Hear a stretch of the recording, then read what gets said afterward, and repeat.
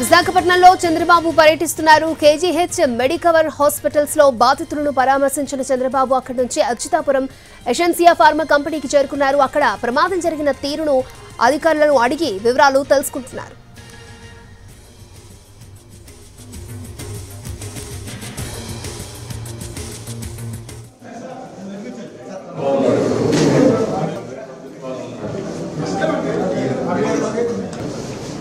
చంద్రశేఖర్ ఎస్కోట్ అతను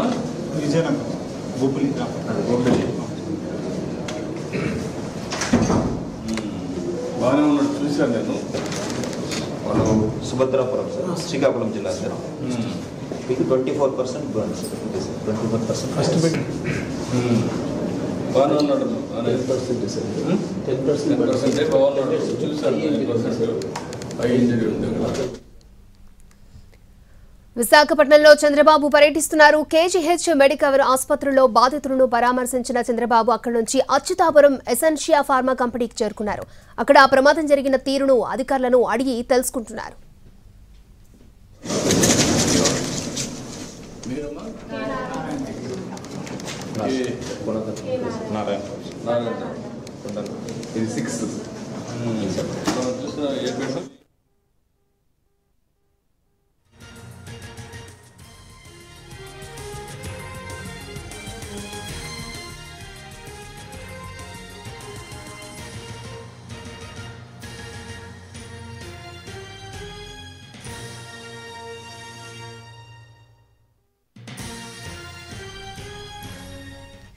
అచ్యుతాపురం సెజ్లోని ఎసెన్సియా ఫార్మా కంపెనీలో జరిగిన ప్రమాదం చాలా దురదృష్టకరమన్నారు సీఎం చంద్రబాబు.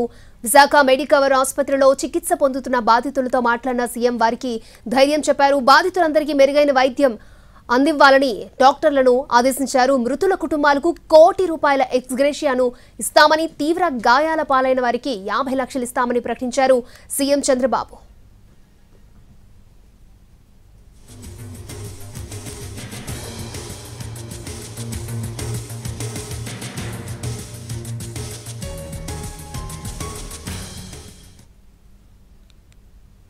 ఫార్మా సిటీలో జరిగింది ఒక దురదృష్టకరమైన సంఘటన.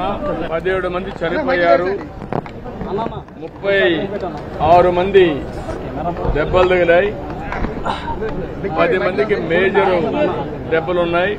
ఒక ఆయనైతే షాక్ లో ఉన్నాడు, ఆయన కూడా ఇప్పుడిప్పుడే రికవర్ అయ్యాడు, బాగానే ఉన్నాడు. కానీ అందరితో మాట్లాడిన తర్వాత డాక్టర్తో కూడా నేను స్పష్టంగా ఆదేశాలు ఇచ్చాను.